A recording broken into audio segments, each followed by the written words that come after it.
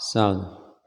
वंदितु सौवसिद्धे धुवमचलमणोऽमं गदिं पते ओचामि समय पावुण मिनमो सुध केवली वणिदम।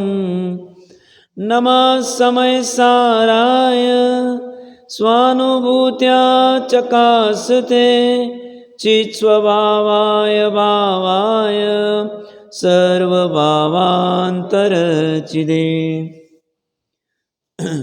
श्री समय सार जी ग्रंथादिराज से निर्जराधिकार में अंत के प्रकरण में आचार्य देव कह रहे कि जो सम्यक दृष्टि जीव होता है वह निशंकित निकांक्षित आदि गुणों का धारी होता है, 8 गुणों का धारी होता है।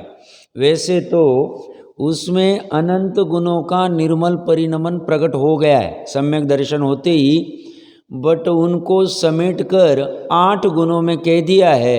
ये 8 गुण उसके होते हैं, इसका अर्थ इन 8 गुणों से विपरीत जो कांक्षा शंका आदि होते हैं ऐसे अवगुण सम्यक दृष्टि को नहीं होते। कारण इतना मात्र है कि कल चर्चा चल रही थी उत्थानिका में जो कलश है उसका कारण इतना ही एक है कि निजरस से परिपूर्ण ज्ञान को यह सम्यक दृष्टि जीव सर्वस्व से भोगता है, और ऐसे सर्वस्व से भोगने के कारण अब उसे कोई ऐसी शंका नहीं रही, कोई कांक्षा नहीं रही, या कोई विचिकित्सा मूढ़ दृष्टि उपगुहन से भिन्न रूप में जो भी ऐसी विपरीत परिणति है इसका कोई भी इसे सद्भाव नहीं है। अब विषय ये हो रहा है निजरस से परिपूर्ण। कल हमने चर्चा की थी 4-5 बिंदु, देखो एक लाइन में कितने सारे बिंदु खड़े किए। कल मुझे लगता है प्रयास तो किया ही होगा सर्वस्व का क्या अर्थ लेवे, और यह जो भोगता है ये कैसे भोगता होगा उसको। और तीसरी बात है निशंकित आदि चिन्ह समस्त कर्मों को नष्ट करते। चिन्ह हमने अन्य अपेक्षा से समझे हैं जाने, यहाँ कुछ अलग वाले चिन्ह दे रहे हैं, ये चिन्ह समझने जरूरी है। सबसे पहले यहाँ पे चर्चा कर रहे हैं निजरस से परिपूर्ण ज्ञान। साहब मेरा जितना भी है अपना है, हम लौकिक में भी कहते हैं स्वाभिमानी जो जीव होता है सब इतने में हम संतुष्ट हैं, अपना है वो ठीक है, बाकी पराये का अपने को उधारी का कुछ चाहिए नहीं, ना कर्जा लेके कुछ करना है, जितने में उतने में हम अपना बरस करेंगे, शांति रहती है, चिंता नहीं रहती है। ऐसी ज्ञानी जीव कहते हैं तेरा जो रस है निज का रस, अपना रस, अन्य का नहीं, यह रस जितना है जैसा है परिपूर्ण है, उसमें अपूर्णता कुछ भी नहीं है, किंचित मात्र भी अपूर्णता नहीं है। और इसको परिपूर्ण क्यों कहा? ये जो रस निज का रस है, यह रस में इतनी ताकत है, इतना दम है, इतनी इसका विस्तार है, वैभव है कि ये अनंत काल तक चलता रहे।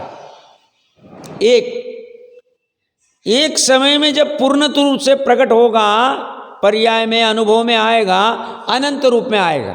2, तीसरा है पर का जो रस है ये तुम्हारे लिए कोई काम का नहीं, तुम्हारे इस रस से ही परिपूर्णता तुम्हें मिलने वाली है, क्योंकि पर का रस तुम्हें मिल नहीं सकता है। तुम कितनी भी चाह करो, अनंत जीव चाह कर रहे पर के रस को ग्रहण करने की, बट वो कह रहे हैं वस्तु की ऐसा स्वभाव है। अब वस्तु का स्वभाव ऐसा क्यों है इसमें प्रश्न मत खड़ा करो, क्योंकि स्वभाव में प्रश्न खड़े नहीं होते। वस्तु का स्वभाव ऐसा है कि एक का रस दूसरे को मिल नहीं सकता, अपना रस ही हम ग्रहण कर सकते। अब वो बात जुदी है, पर्याय में अज्ञान का रस आ रहा है, पर्याय में मिथ्यात्व का रस आ रहा है, पर्याय में अचारित्र मिथ्या चारित्र का रस आ रहा है, पर्याय में वैभाविक गुण का रस आ रहा है। यह रस पर्याय में आ रहे हैं, द्रव्य में यह रस नहीं। किसके? अज्ञानी के भी द्रव्य में यह रस नहीं है। अज्ञानी के पर्याय में यह रस है, यह पर्याय की भूल है। पर्याय की भूल क्या? अपने स्वयं के द्रव्य के रस को नहीं जाना, अपने स्वयं के द्रव्य के रस को नहीं माना। यही मैं, इतना ही मैं, यही मेरे लिए सार्थक है, कार्यकारी है, इसमें संतुष्ट होना ही मेरे लिए कार्यकारी, मेरे लिए आवश्यक है। और कोई रस से मेरा कुछ भी होने वाला नहीं।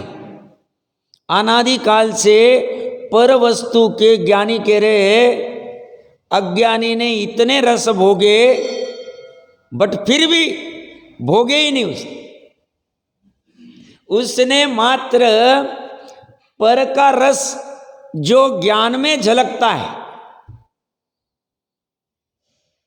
उस रस को अपने मानने के भ्रम को उसने भोगा है। आम का रस एक भी जीव ने भोगा नहीं। कितने आम बनते होंगे हर साल? हर साल टनों, हजारों टन बनते होंगे। साउथ इधर उधर, रत्नागिरी जो कोई बेल्ट होगा, और इतनी पब्लिक पूरी अमेरिका इधर उधर जाता है। साहब आपका आम बहुत फेमस है, रत्नागिरी वाला, ये वाला, वो वाला। ज्ञानी कहते हैं ना 1000 रुपये दर्जन का आम का रस किसी ने भोगा है, ना 5000 रुपये का रस का। वो आम का रस उसका वस्तु स्वरूप ऐसा है, जो पदार्थ आम नाम का पदार्थ है, उसका रस अपने चतुष्कय को छोड़ता नहीं, छोड़ सकता नहीं, छोड़ेगा नहीं। वो आम का रस एक पर्टिकुलर रसना इंद्रिय के ऊपर रखने के बाद में ऐसा निमित्त नैमित्तिक संबंध है कि ज्ञान के रस में वो झलक जाता है। ज्ञान के रस में झलकने के बाद में भ्रम का रस उत्पन्न होता है, अज्ञान का रस उत्पन्न होता है, मिथ्यात्व का रस, एक साथ होते हैं सब ये रस। ज्ञान के रस में आम का रस झलकने में बाधा नहीं, क्योंकि ज्ञान के रस की ऐसी विशेषता है, ज्ञान के रस का ऐसा सामर्थ्य है कि वो वस्तु को झलकाता है जैसा उसकी योग्यता होगी। शैवशम होगा तो शैवशम के अनुसार, शायिक होगा तो 3 लोक 3 काल को झलकाए। झलकाने में हमें बाधा नहीं। झलकाने के बाद में भ्रम का रस उत्पन्न करने में हमें बाधा है। भ्रम का रस मैंने नाम दिया है। भ्रम का रस मतलब मिथ्यात्व का जो रस हुआ है।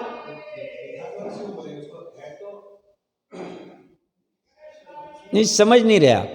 ज्ञान के रस में जो हुआ उसको भ्रम का रस नहीं कह रहे, वो तो ज्ञान का रस है। बाहर में जो आम का रस है, चतुष्कय के बाहर, आत्मा के चतुष्कय के बाहर, आत्मा के प्रदेश जाए वहां पे आम का रस चला गया, रसना इंद्रिय से अंदर पेट में भी चला गया, वहीं पे आत्मा के प्रदेश है।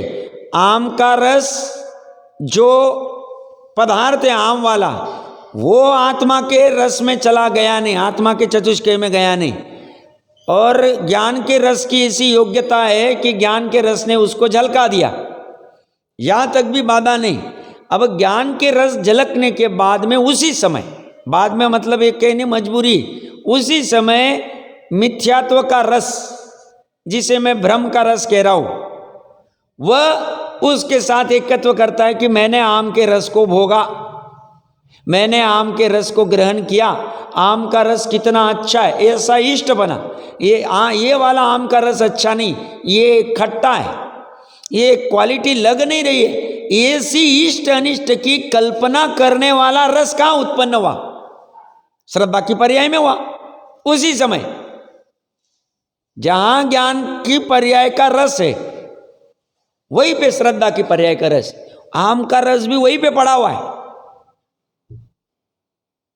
समझ में आ रहा है? रसना इंद्रिय जहां है वहां पे आम का रस है, वहां पे आर वर्गना से बनी हुई औदारिक वर्गना का भी रस है।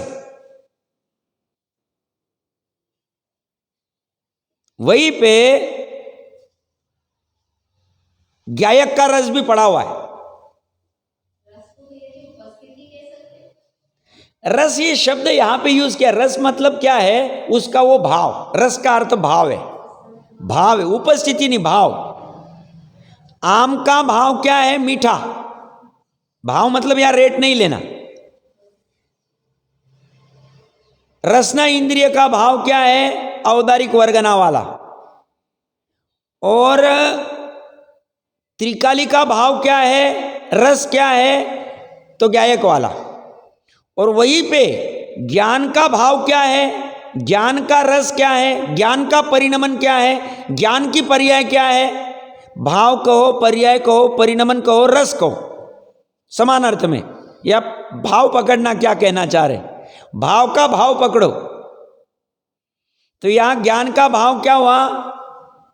उस रस को जाना। ज्ञान की पर्याय का भाव यही होगा। और मिथ्यात्व की पर्याय का भाव क्या हुआ? श्रद्धा की पर्याय का जो मिथ्यारूप हुई, ये अच्छा है, ये बुरा है, इष्ट अनिष्ट। टोडरमल साहब ने लिया है, इष्ट अनिष्ट की कल्पना करता है मिथ्यात्व के प्रकरण दर्शन मुख। क्यों करता है? अब उसे चतुष्कय का निर्णय नहीं, मेरे अंदर ये रस जाता ही नहीं, बट करता रहता है निर्णय। अभी ऐसा भ्रम कड़ा है उसे, भेद ज्ञान किया नहीं, प्रज्ञा छेनी एकदम तीक्ष्ण चला ही नहीं कि जहां पे बीच में कोई आ नहीं पाए।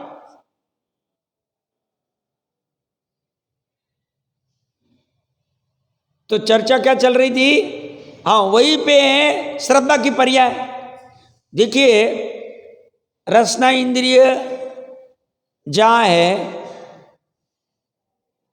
तो वहां पे रसना इंद्रिय में औदारिक वर्गना का रस है। समझना अच्छे से, अलग अलग रस कह रहा हूं मैं, उसका भाव है पर्याय। द्रव्य क्षेत्र काल भाव, भाव कहो, रस कहो, परिणमन कहो, पर्याय कहो, चलेगा। तो जहां रसना इंद्रिय का रस है, रसना इंद्रिय का औदारिक वर्गना का रस है, वहीं पे आम का रस है। वही प्रदेशों पे, आकाश का प्रदेश है कि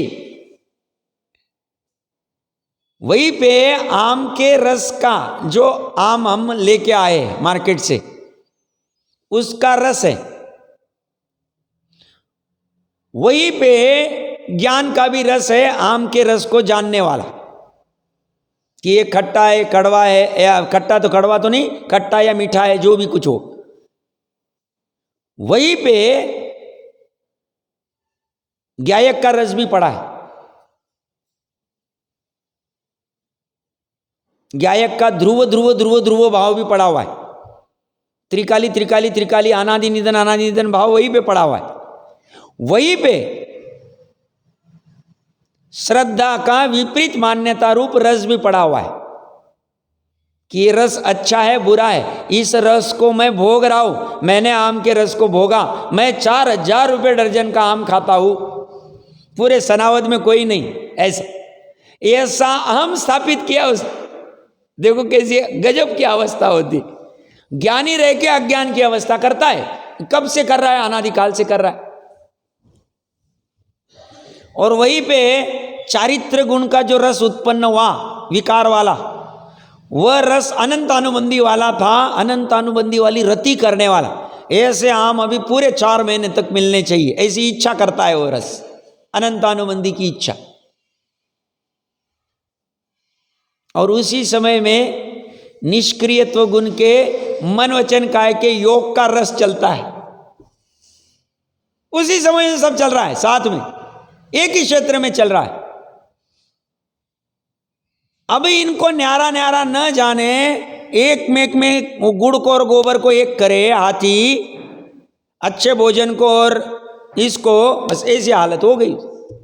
उसने क्या करना चाहिए था? ज्ञान के रस ने इन सब रस के होते हुए भी उसने गायक के रस को ऊर्ध्व करना चाहिए था, पकड़ना चाहिए था, उसने नहीं पकड़ा।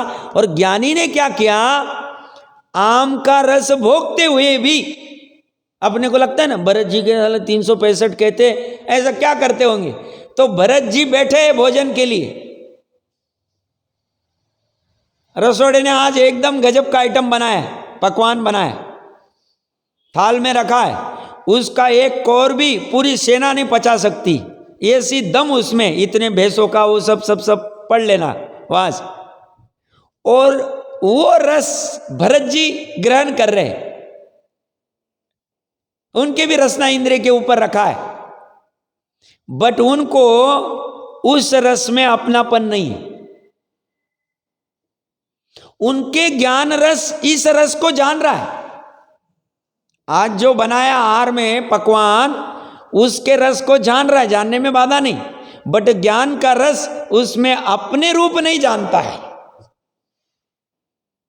श्रद्धा का रस उसमें एकत्व ममत्व रूप नहीं मानता है। श्रद्धा का रस उसको इष्ट नहीं मानता है, अनिष्ट नहीं मानता है। श्रद्धा का रस उसमें अहम स्थापित नहीं करता है। श्रद्धा का रस उसी समय में उस पकवान को ग्रहण करते हुए भी श्रद्धा का रस त्रिकाली के रस को अपना मानता है, अपना जानता है। समझ में आ रहा है? उसी समय में एक ही साथ हो रहा है। सब कैसे हो सकता है? श्रद्धा की पर्याय स्वतंत्र है। श्रद्धा की पर्याय में और चारित्र की पर्याय में, चारित्र की पर्याय उस रस में राग कर रही, चौथे गुण स्थान में राग है ना, हम कहा नहीं कहते, रति कर रही ना। बट चारित्र की पर्याय और श्रद्धा की पर्याय में अतत भाव है। प्राग भाव भी कहना है तो कह दो, कोई फर्क नहीं पड़ता। दो पर्याय में प्राग भाव कह दी, अतत भाव भी ठीक है, बट प्राग भाव भी लगा दो, कोई फर्क नहीं, तो उसे कोई फर्क नहीं पड़ता। बट प्राग भाव, प्रगत भाव भूतकाल और वर्तमान काल का लगेगा। ये तो एक ही समय की दो पर्याय की बात चल रही है, अतत भाव ही बैठेगा। क्या कह रहे हैं? रसना इंद्रिय का रस, वहीं पे पकवान का रस या आम का ही रस खा रहे मान लो भरत जी, वहीं पे ज्ञान का रस, वहीं पे चारित्र का रस, वहीं पे श्रद्धा का रस और वहीं पे गायक का रस। 6 रस पड़े और बाकी क्या भी नहीं लेते, भाव पड़े। अब इन्होंने क्या किया, श्रद्धा की रस ने इसी के रस को अपना हम मान लिए। उस करते वक्त भी उसने ऐसा कभी, ऐसा शाइक श्रद्धा में तो ऐसा विकल्प भी नहीं आए। शाइक शमिक में तो चल मल आगड़ में क्या होता होगा पता नहीं। शाइक वाला जो रस था, वो रस में किंचित मात्र भी गड़बड़ नहीं होती उस वस्तु को भोगते हुए भी, क्योंकि औपशमिक वाला जो रस है वो तो अंतर्मुहूर्त का है, उसको छोड़ दो। शाइक वाले रस की क्या कमाल है, और इसीलिए गुण श्रेणी निर्जरा चलती रहती उस। हमें लगता है कैसे क्या अंतर्मुहूर्त गए और शपक श्रेणी चढ़ ली, कैसे क्या हो गया। भैया यहां पे ये सब रस उड़ा दिए थे।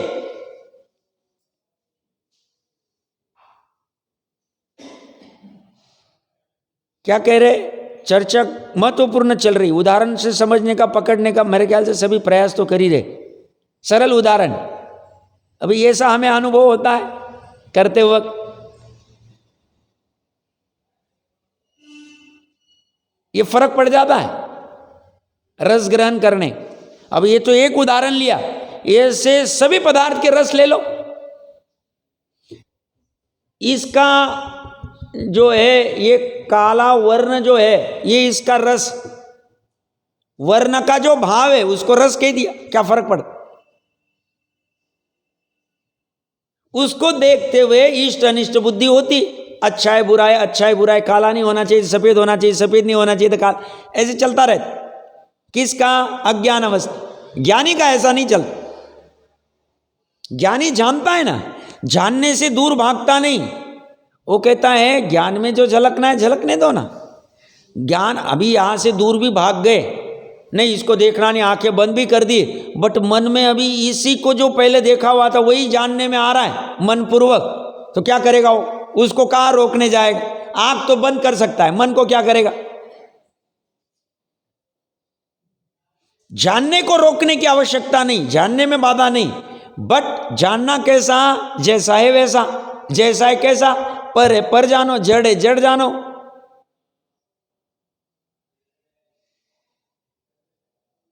उस अनुसार की बात चल रही। और हम अगर इष्ट अनिष्ट जाने, विकेट डाउन, इष्ट अनिष्ट बुद्धि खड़ी हुई, डाउन हो। कभी ऐसा एहसास होता है हम कितना चलता रहते, अवदैहिक भाव में बहते रहते, इष्ट अनिष्ट बुद्धि चलती रहती, रात दिन चलती रहती। ये अच्छा ये बुरा, इसने ऐसा नहीं किया, उसने ऐसा करना चाहिए था, उसने वैसा करना चाहिए था। ये सब क्या पड़ा हुआ है? वचनों में आ रहा है, कई भाव में पड़ा हुआ है, अभिप्राय में।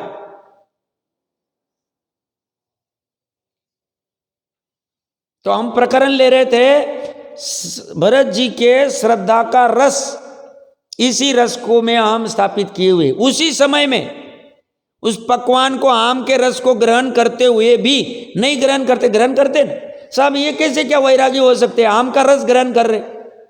अरे भैया, वैराग्य तेरे दिमाग से नहीं चलता है, वैराग्य उस परिणति से समझा जाता है। और परिणति को भगवान ने कहा है कि ऐसी परिणति होगी तो वैरागी।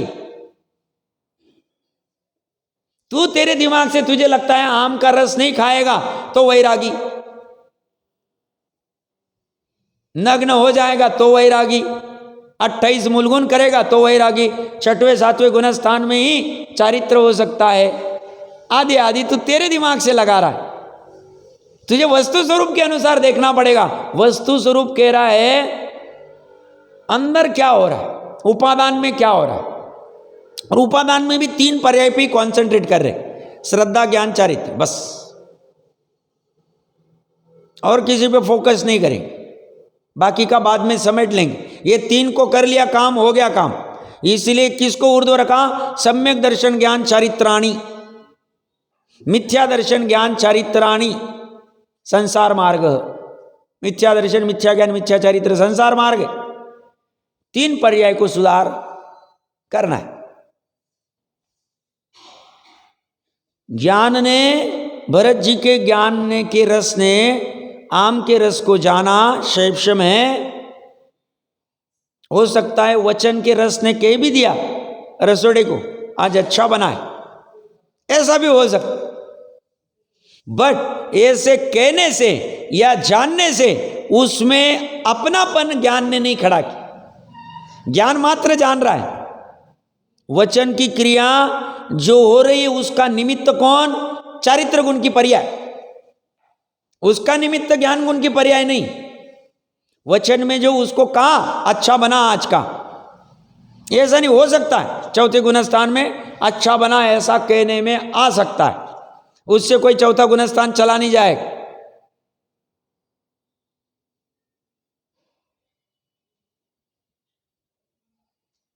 चारित्र में यस हम मानते, अप्रत्याख्यान वाली रति उत्पन्न हुई, राग उत्पन्न हुआ है, लोभ उत्पन्न हुआ है उस पकवान को ग्रहण करने का, और वह निमित्त है उस नए कर्म जितने आ रहे अप्रत्याख्यान के निमित्त से। और वो जो अप्रत्याख्यानावरण कषाय उत्पन्न हुई चारित्र गुण की भरत जी के आत्मा में, वह उसका निमित्त कौन? तो कर्म जो उदय में आ रहा है, जो चारित्र मोह पहले बांध के रखा था वो उदय में आ रहा है। और सातावेदी भी उदय में कि आम का रस आज अवेलेबल हो गया। असाता का उदय रहता था, आम के रस के संदर्भ वाला अवेलेबल होता ही नहीं। पुण्य भी है साथ में, ये सब एक साथ होता है, एक साथ होता है परिणमन। अब बोलो कहां आम का रस कहां चला गया, कौन कैसे क्या हुआ? कुछ भी नहीं हुआ, एक ने भी खाया नहीं आम का रस। अब ऐसा कोई मानता है? हम मान तो सकते हैं, हमको बचपन से वही गुटी मिली, अच्छी बात है। ये कह रहे एक बार के लिए ये निजरस, ये निजरस गजब वाला है। इतनी सामर्थ्य है कि शायिक सम्यक दृष्टि चौथे भाव में मोक्ष चला सकता है ज़्यादा से ज़्यादा, या तो उसी भाव में अगर आयु नहीं बांधी। सामर्थ्य इसकी इतनी गजब की, शायिक के रस की, शायिक सम्यक दर्शन का रस, श्रद्धा का रस।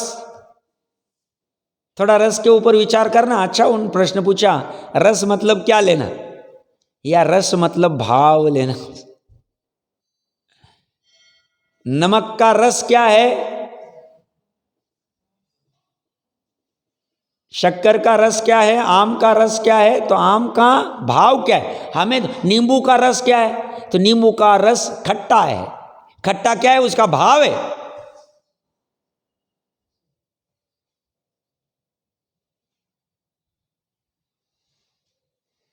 तो प्रकरण चल रहा है टंकोत्कीर्ण निज रस से परिपूर्ण ज्ञान के सर्वस्व को भोगने वाले। सर्वस्व का अर्थ क्या लेंगे यहां, किसी ने प्रयास किया?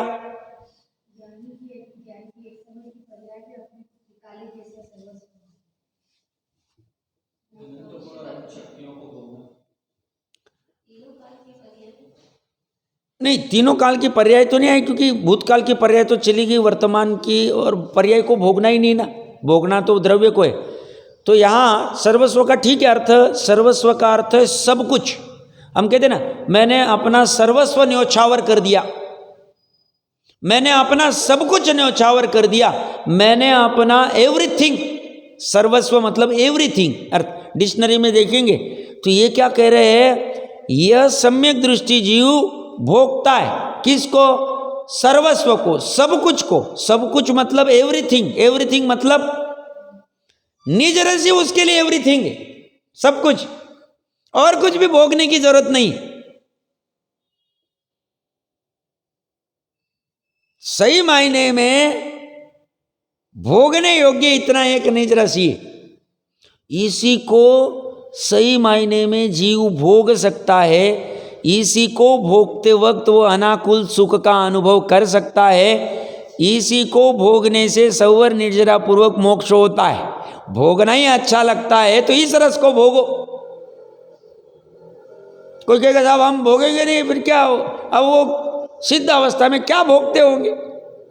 अरे भैया, तुझे गाड़ी को भोगना, घर को भोगना, आहार को भोगना, कपड़ों को भोगना, आभूषणों को भोगना, पिक्चर देखने को भोगना, होटल में भोजन को भोगना, घूमने फिरने को भोगना, तुझे इस भोग का ही ज्ञान है, तुझे उस भोग का ज्ञान नहीं है, वो अनंत को भोग रहे,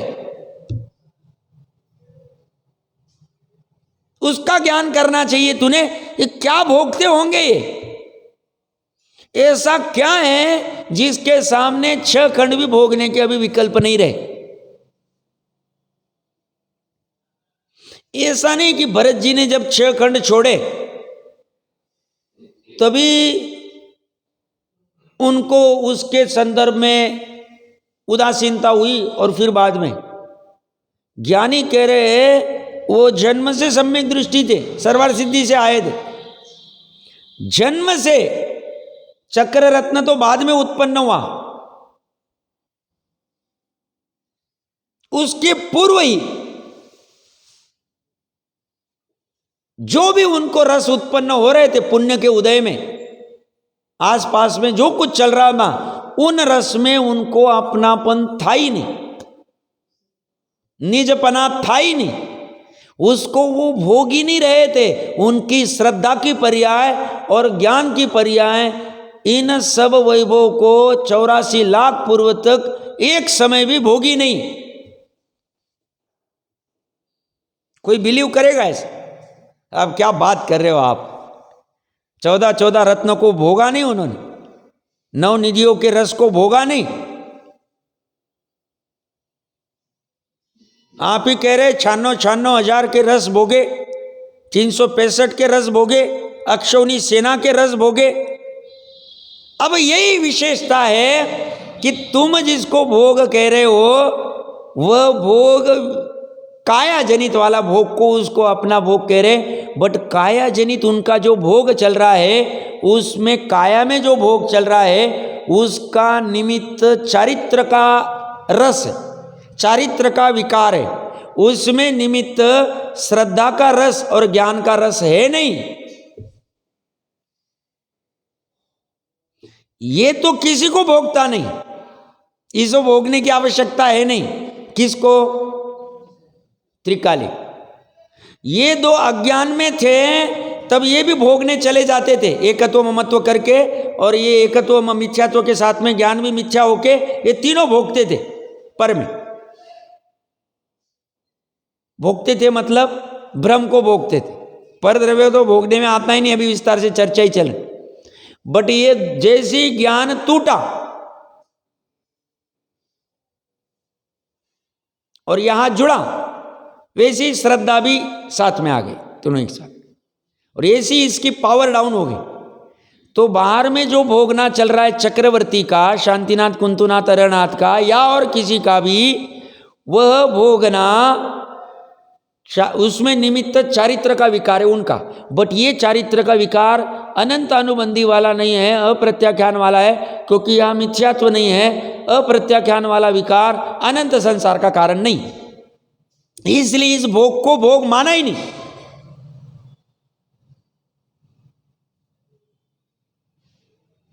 इसमें 117 120 में से जो कोई प्रकृति बंद थी 41 छोड़ के, वो बंधन है ही नहीं, क्योंकि श्रद्धा से हम तो इस बंधन को मानते ही नहीं, ज्ञान से इस बंधन को अपना जानते ही नहीं। क्योंकि हम तो जानते ये वाला निर्बंध है, तो हमारी पर्याय भी ऐसा ही अनुभव कर रही कि हम बंधे हैं नहीं। श्रद्धा की पर्याय अपने आप को निर्बंध अनुभव करती, इसको बंधन नहीं है। अज्ञानी के त्रिकाली को भी बंधन नहीं है, इसलिए इसको मोक्ष जाना नहीं।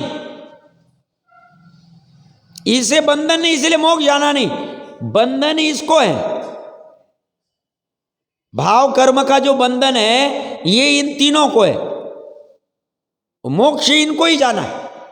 अब ये है एक समय की, बट ये एक हर समय में ये इसको ही जैसे अनुभव प्रतीति करती है, तो इन्हें बंधन महसूस ही नहीं होता। बंधन कहां करे? बंधन है नहीं साहब हमें। श्रद्धा में कहां बंधन है? ज्ञान में कहां बंधन है? शरीर का औदारिक शरीर, कार्मन शरीर और आत्मा, इन तीनों का एक क्षेत्राघात संश्लेष संबंध है, मानते ना। बट वो होते हुए भी उसको हम मान ही नहीं रहे, क्यों? वो हमारा अनंत काल के लिए चलने वाला नहीं। श्रद्धा जैसी ठीक हो गई, श्रद्धा ने जान लिया, अब ये बंधन जो पर्याय में है किसका? भाव कर्म का, द्रव्य कर्म का और नो कर्म का। ये बंधन अर्धपुद्गल से ज्यादा चलेगा नहीं, तो इसको मैं अपना क्यों मानूं? ये स्वभाव है ही नहीं मेरा, ये तो पर्याय। ऐसा श्रद्धा ने मान लिया, ज्ञान ने जान लिया, अब क्या गड़बड़ रही? अब संसार है ही नहीं। और ये भोगना ज्ञानी का निरंतर चलता है, इसको उन्हें याद करना नहीं पड़ता, ये नेचुरली होता है। आर्टिफिशियल, अभी आर्टिफिशियल का जमाना बहुत हो गया, आभूषणों में भी आर्टिफिशियल आ गए, ये चेहरे आदि को भी आर्टिफिशियल चोपड़ा जाता है, सब आर्टिफिशियली खड़ा हो गया, एक क्रिएट किया जाता है, वो वाला ज़्यादा सस्टेन नहीं करता। और जो अपने बुजुर्ग थे 40 50 60 70 80 100 200 साल पहले, इनका स्वभाव से स्वाभाविक जीवन नेचुरल था, वो काम का है। आर्टिफिशियल ज्यादा देर तुम नाटक नहीं कर सकते, उसको कैसे खींच के लाना नहीं। वो कहते तुम्हें कुछ नहीं करना, तुम्हें आर्टिफिशियल कोई प्रयास नहीं करना है, तुम्हें सिंपल काम करना है, ज्ञान की पर्याय को इसको जानना है, बस इतनी, यही मैं, इतनी मैं, उसमें अपनापन स्थापित करना है। और वो करते करते ज्ञान ये कर सकता है, ज्ञान पूर्वक श्रद्धा ने कर दिया, बस तुम्हारा काम हो गया, तुम्हारा धर्म प्रकट हो गया। भले ही तुम बाहर में दान नहीं कर रहे हो, व्रत नहीं कर रहे हो, शील नहीं कर रहे हो, तप नहीं पाल रहे हो, देखो तत्व विचार की महिमा, ये उसका है। रिजल्ट और आउटपुट।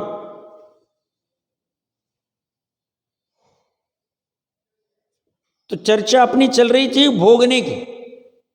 सर्वस्व से भोगता है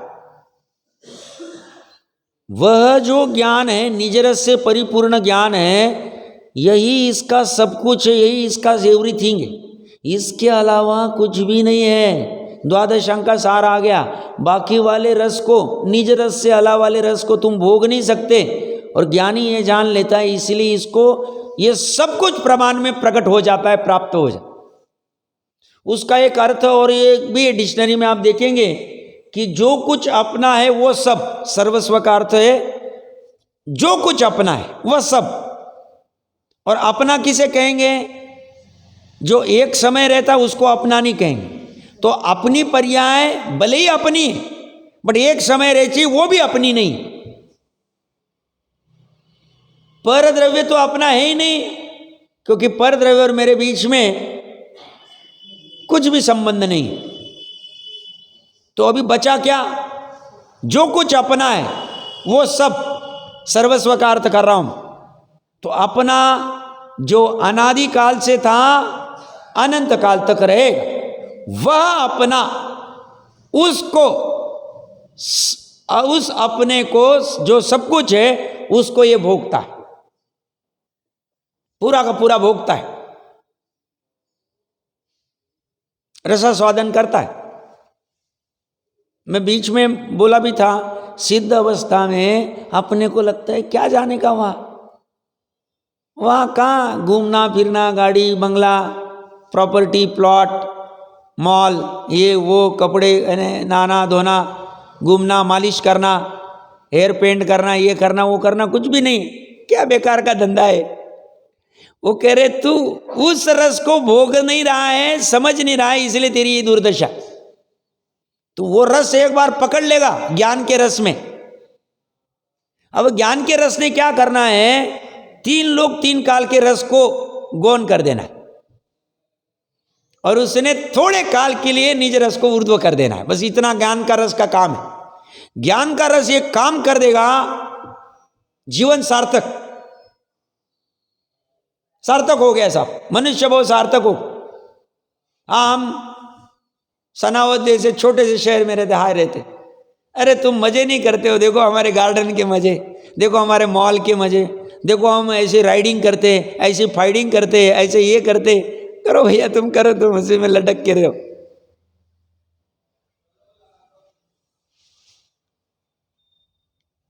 जब तक जीव का पराश्रय रहता है, ये सारे जो सुख दुख स्वाद जो है ये पर के आश्रय से है।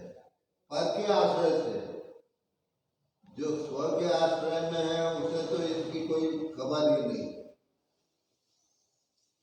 क्योंकि स्वाद ही नहीं लेता तो क्या करेगा। जब तक पराश्रय जीव रहेगा तब तक ये सब होगा, तो जैसे ही अपने आश्रय में आएगा ये सब समाप्त। बट अपने आश्रय में आना मतलब क्या? चौथे गुण स्थान में कह रहे हैं कि शपक श्रेणी वाला कह रहे, किसको कह रहे आप? अर्थात उसका उपयोग, जीव का उपयोग जहां जाकर के जुड़ेगा वह वहां रहेगा। नहीं, अब ज्ञानी का उपयोग पर में भी जुड़ता है, पर को भी जानता है, बट वहां थोड़ी उसका। तो वो तो पराश्रय हो गए ना।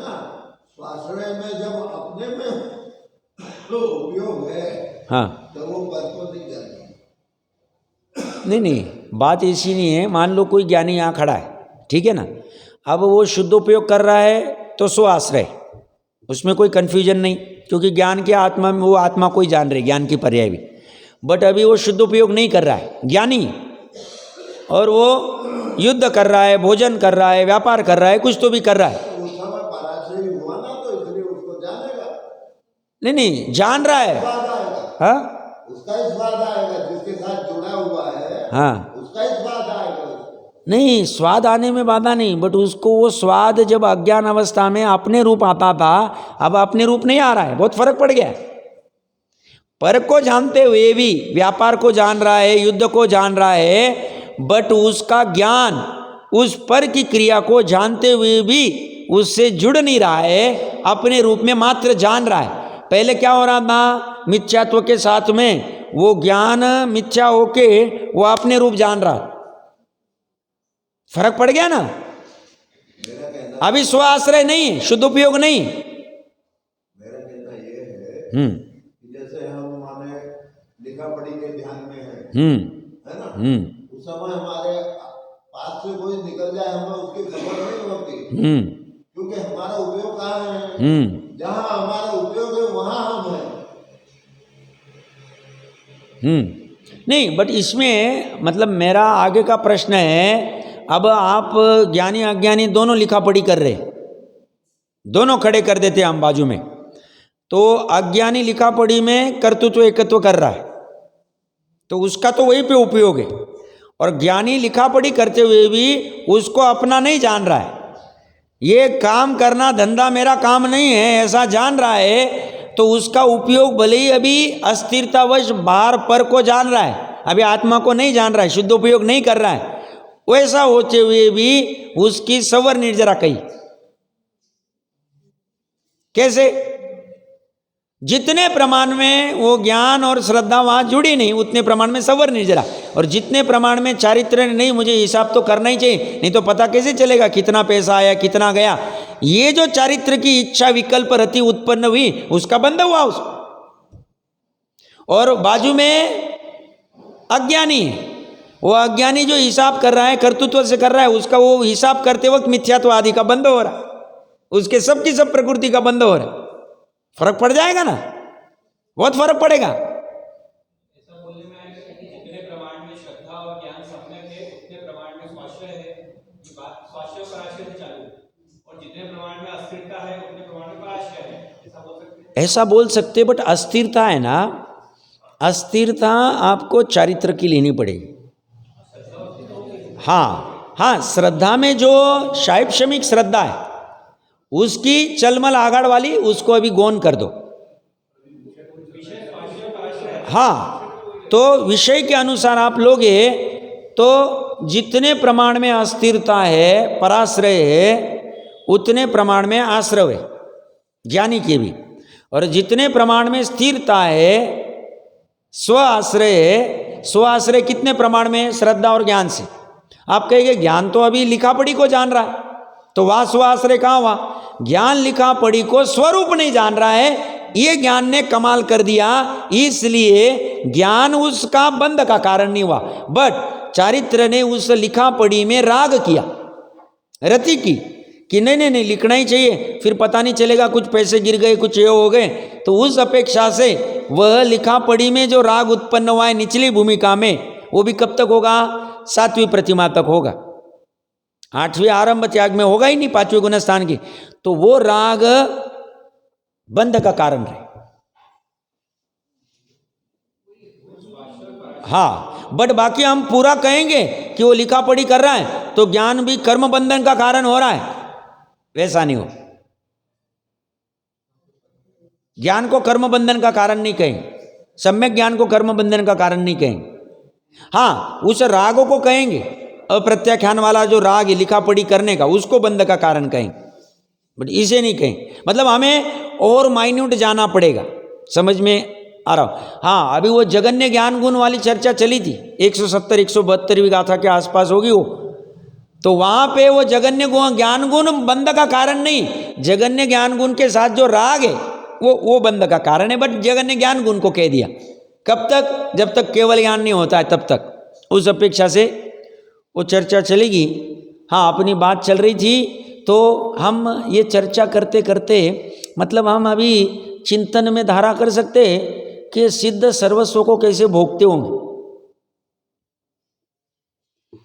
निज रस से परिपूर्ण ज्ञान को सर्वस्व से सिद्ध कैसे भोगते होंगे, अनंत कैसे भोगते होंगे, मुनिराज कैसे भोगते होंगे, श्रेणी चढ़ने वाले और स्वस्थान अप्रमत्तया 6वें 7वें गुणस्थान वाले कैसे भोगते होंगे, 5वां वाला कैसा भोगता हो, 4था वाला कैसा भोगता हो,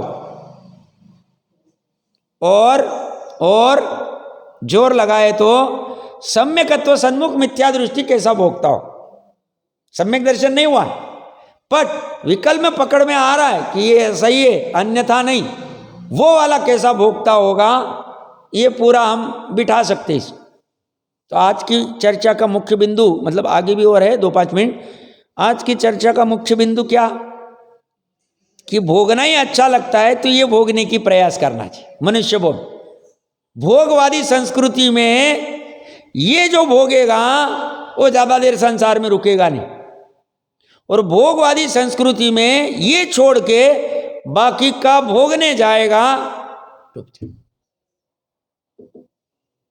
संस्कृति भोगवादी चल रही, बाहर खाओ पियो मजे करो, क्या करना साहब, इतनी सी तो आई, अब करना कमाना किसके लिए, फिर साहब करना किसके लिए, साहब किसके लिए करते करते वो खुद गड्ढे में गिर रहा है। और ऐसी ही सब चर्चा कर करके इसी की प्रचुरता है, जयचंद जी साहब आदि कहते, ये व्यवहार की प्रचुरता है सब तरफ, अब भोगों की प्रचुरता है। तो करना क्या, अब धीरे धीरे ब्रेक लगाना चालू करना, ये बाहर वाले भोगों को, वहाँ ब्रेक लगेगा तो फिर ढलान इधर तरफ आएगी और इसके नज़दीक जाते जाएंगे तो इसका भोग भी मिलता जाए। इसकी कंडीशन बहुत सिंपल है, किसकी, निज रस से परिपूर्ण ज्ञान की कंडीशन इतनी, तुम मुझे सर्वस्व समर्पित करो, मैं तुम्हें मेरा सर्वस्व दे दूंगा, एक समय में दे दूंगा मैं तुम्हें।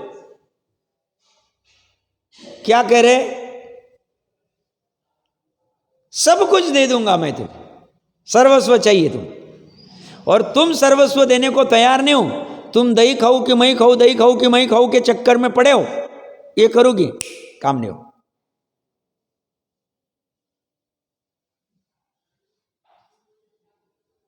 इसलिए ये परिपूर्ण जो अहम एक को है, एक में अहम करना, ये इसने ये कला प्रकट कर ली।